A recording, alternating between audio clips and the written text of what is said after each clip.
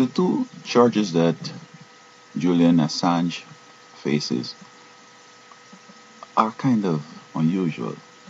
I'm not sure how he's thinking in engaging in both. I could imagine when he's down in Australia as a child, his parents would tell him how he's so bright and smart and all this stuff, and teachers then tell him, call his parents and say, this guy wrote something today, it was so awesome. Oh, yes, he's going to be the president or the prime minister of Australia one day. So he just feel like, man, I got it made, bro. I've already, been acclaimed the prime minister, whatever. So, as I see it, the revealing those documents is straight the Antichrist forte. He wants to undermine the country so that he could come on. If things get tough and the world economy slide, he can come on saying peace and safety, and I'm gonna make things prosperous again.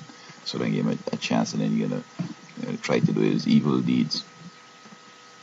So they have all these secret societies, and all the people that subscribe to it, they have to violate the conscience, violate the national security, and in other words, treason like things and so on. And some of them don't understand that not everybody might be called to do things like that, but when you get in those organizations, and you get up high and they put you up there, president, Congress, whatever, mayors, governors, they expect you to do something for them down the road. But as I've seen Assange on several occasions, I'm wondering if this guy really has any sense.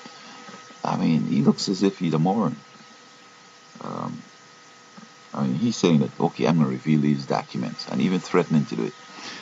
And then when he reveals it, he's saying like, oh, he's not even reading it to see that people's lives and going to be, death and all that going to be possibilities. So you can play with fire, putting it around gasoline and just saying, oh, what a wonderful day. You got to be crazy, man.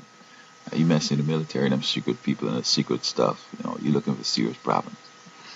Now, he's not satisfied with that. Them girls, while he's talking, they're just kind of like, hot in him, and he's recognizing like this lady's interested in me over here. So he hook up with them at different times, and decides to have some. Hey, their soul is like, I want to have some sex with this guy, but they don't want to make his babies because I guess subconsciously they realize that while he might have a lot of influence and seem to be powerful, he's a moron, and they don't want no kids by him. I mean, forget the venereal disease. I don't think they were thinking the disease. They're thinking that we don't want to have no more kids. So he thinks that because they agreed to have sex with him, that anything goes. But there are different gates you go through, and they could say no at any time, and it's over. If you proceed, it's going to be rape. So that, okay, let's have sex. The next thing is let us use a condom. Let's have sex and a condom. So that unless you wear a condom, you can have sex. And I'm sure the one that he's kind of like uh, bursted or caused it to be burst. I mean, she told him that this don't do this, and he violated it. So isn't that rape? And the other one, she said no sex with no condom, without condom, and then he held her down and had sex anyway. So these ladies are terrified that they might make a little Assange. I mean, they can be like Hitler. They can be kind of hated around the world and so on. And plus, they might be morons. So there you go. But I think that he should plead is that he's innocent because of reason of insanity. Because it looks as if he can get life in prison some way, somehow. And who knows, somebody might bust his chops in prison, except have him in some special by himself all day and all night.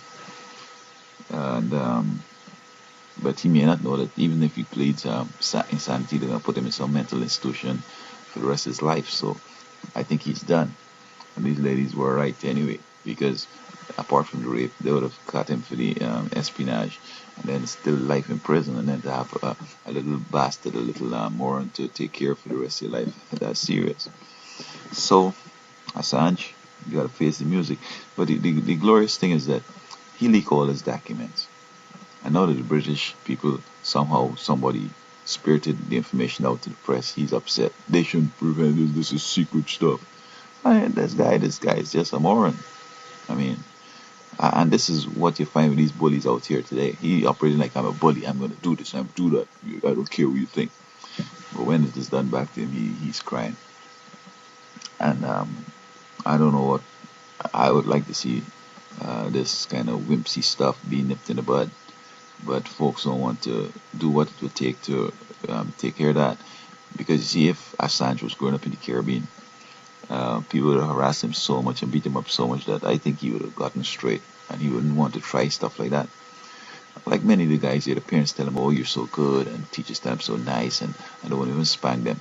So when they're driving on the highway, the cops try to stop them. Oh, they speed off and go down the road, and then they end up getting shot or run off and hit some car and end up in a wheelchair or something like that. But if they'd gotten beaten up and they understand that, this is what authority does, spank your butt, cause you some pain. When the cops pull up and put on that light, they'll just pull over because you're only wasting your car and all them felony fleeing and all that big bucks and so on. So the Assange guy basically, I think that he's going to learn very quick that if you're a moron, you must know it and you must just stay away from the limelight because all morons is always get caught somewhere down the line and looks real stupid. At the end of the career, they spend out all the money they make or they make some bad decisions and they get bankrupt or stuff like that.